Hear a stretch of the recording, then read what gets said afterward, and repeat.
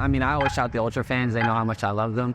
You know, if it's up to me, it's a dream that hopefully never ends. Hopefully the future involves me in Toronto, but who knows?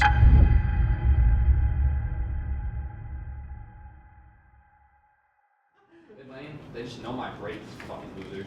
No, mine too. Then mid lane weak. There's two of them. Free. What? Free mid lane. That guy's arch. He's Mel. No, weak. Howard's weak now. You're back to the left side. Left side car. Left side car. One shot though. On time, dead. Nice. I'm getting left. If you would have told me when I was 15 years old, playing in my bedroom in the countryside of England, that I'd be going to Saudi Arabia to compete for 1.8 million or whatever it might be, I'd have told you you're crazy. There's definitely no way I thought I'd end up here in Saudi Arabia. It's been a grateful and humbling experience. Yeah, it's just unbelievable that this is how far we've come. First game we had was against Stallions, obviously a challenger team that I guess you could say have had one of the better years in challengers. You know, a lot of talk about them being probably one of the best ones all year. So, you know, going into that game is obviously not a game you can take lightly, even if it is a challenger team. But obviously going into the game, we were obviously very confident. We knew that if we just did our thing, we'd have been fine. And yeah, we're just excited to get the ball rolling, to be honest, and just get the first win under our belt. Ultra, well, the most methodical team we have in the game. If you gift him his setup, you expect him to thrive. Hold the line, here comes Ultra. Absolutely perfect teamwork. They bring him down. It's on to Brack, finding what scraps he can in the feed, but no one there to keep the push going for the Stallions.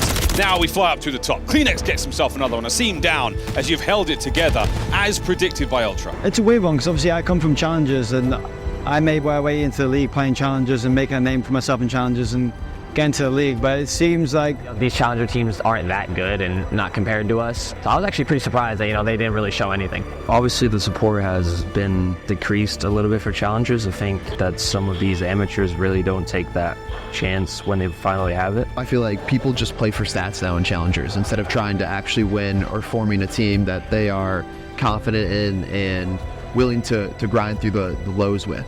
They couldn't compete with us, and honestly, they couldn't really compete with any other teams. I don't know, against us, there was just no competition.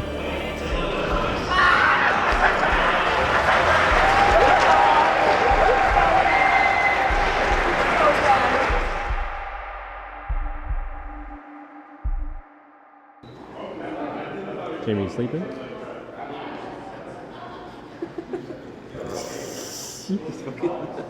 Nice try there. Couldn't do it for the camera, could you?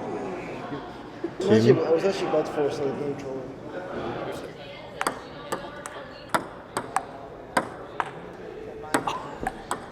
Oh, come on, man. Boston, another team of former pros just thrown together for this event. They were going to be a tougher matchup. You could say they had a honeymoon phase, but I also just think they were a better team than what they had before. But I still think we were a super confident team going into that match. We knew we were just a better team overall, and we went in and handled business. Right now, Boston, while they have fallen behind in the points, will have spawns for next. Can they hold back the deluge of purple now making their way towards them? Snap looking for this hit towards the back here. The stun going off, he tries to take it as well, but it will be dropped down. One more player of insight here waiting, but nobody to trade him. This is a hard fight for him. He's just going to try and keep as many players occupied, but already takes an awakening, pulling more players away from Boston Breach. This next close game so far, Ultra do find themselves 20 seconds behind, but do have control of P4. Now this time, you're going to see Ultra, yes, okay, they find themselves around 53 points behind, well, exactly 53 points behind as we head over towards P3. I think first match was a little bit chaotic, but I think we ended up closing it out in like a 250, 230 fashion. I think it ended up like on P3 rotation again, where we just forced them to like run into our preamps, and I think if Dylan didn't go off back P3, we'd probably lose that game. Let's go! Fucking first match, baby! Come on, man. Fucking wake up! Wake up! Just gotta fucking work on that fucking shit, boys. You're fucking shit now. Yeah, I did have a bit of a warning, you know, I was giving a bit of lip to Cam and the referee said, hey, none of that, chill out. Basically, it's like getting a yellow card, and the yellow card would have carried over to the next game. Basically, if I was to get another one, I'd go into review, and if it was deemed bad enough, I'd have got fined 11%. Map 2, we kind of just slammed them.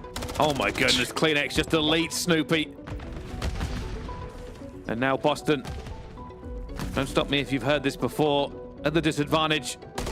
Numbers down. They're lacking position. Awakening is just firing. Eventually finds insight. Huge for him. And they're going to push this out because they know they're going to play it in towards the middle of the map. Can they find the pick store? Envoy, clean it up. It's far too easy for Ultra. And they get the job done here in the Search and Destroy. Map 3, they actually played really well. And they outplayed us. We played some of the worst control we played all year. Kind of checked this out in the moment, which ended up leading us to just losing the map. But I think we still never lost confidence, and then we came to the 4th map and just slammed them. Nice, boys.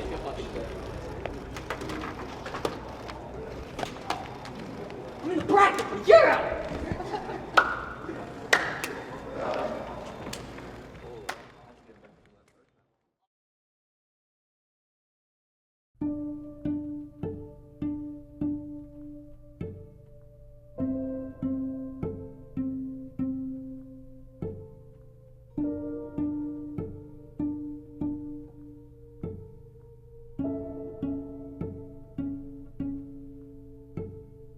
Going into the Thieves game, obviously we're super confident. We ended off on a win versus them at COD Champs, but they've really come into their own and found their own identity the last 2 months, I'd say. We start off hot on a Vista win, 250, 100, we're all frying. Carried the momentum into the next map, and then some rounds didn't go our way, and I think that kind of took us back a little bit. There was definitely some rounds and some plays that I should have done, we should have done, and things we could have adapted to better. And that was the start of the choke for the series, that map 2 Rio. And then we go to Subbase. Subbase, we had a really bad start. We go down 90-0. We were able to bring it back to 180, 150, going to a full P4 row. We had streaks. We weren't able to capitalize on our position in the map. Ultimately, get put in a spawn trap, ended up losing. Weren't able to fire our way out of it. And then going into a last map, they honestly just played the map better than us. I think that was another map that we probably could have won. But just at that time, they were just playing better.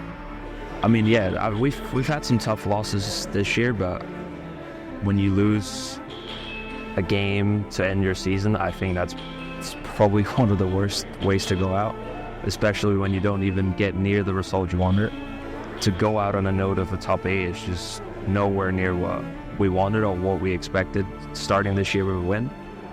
I genuinely think this off-season could probably be one of the more depressing ones, just because you went out on a note that's just nowhere as good as what you wanted. And I mean, yeah, I think post-season depression is definitely a thing, but yeah, it hurts. It's definitely heartbreaking, I would say, because I feel like with this team, we were so close every single event to winning the tournament. It just felt like there was one map of every tournament that if we won, we probably could win the tournament.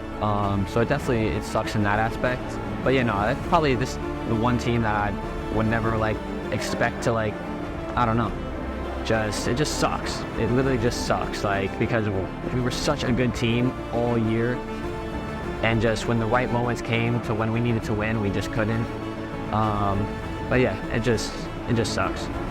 Ultimately, what are you gonna do now? It's time for BO6.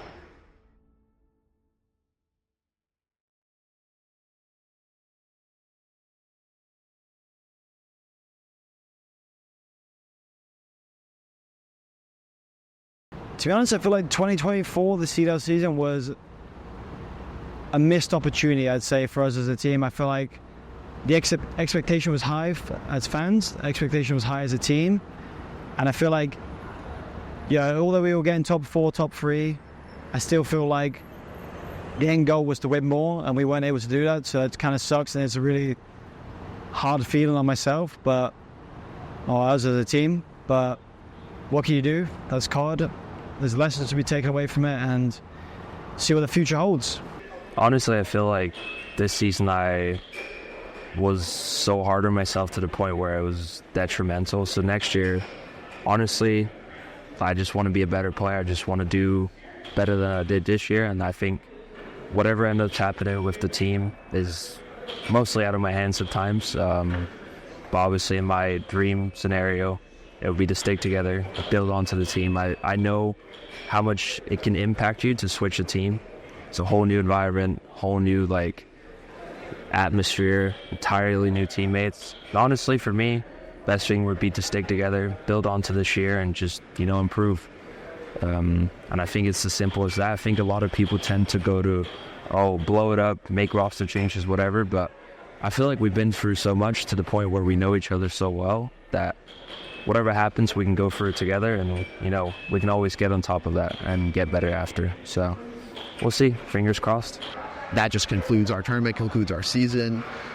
And it feels horrible that we've flown all the way out here to Saudi Arabia to get our worst placement of the year and choke in a series like that.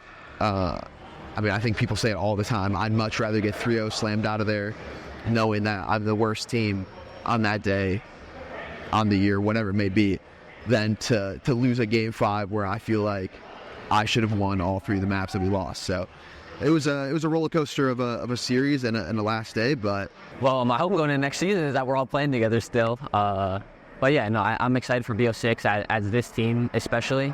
I just think the play style of the game will probably fit our team better. I know Jamie likes a game like that where, it's more consistent. You block a spawn, they're definitely spawning on the other side of the map. But yeah, no, I'm super excited for next year. It looks like a super fun game to play, and I'm hoping that we can play as a team.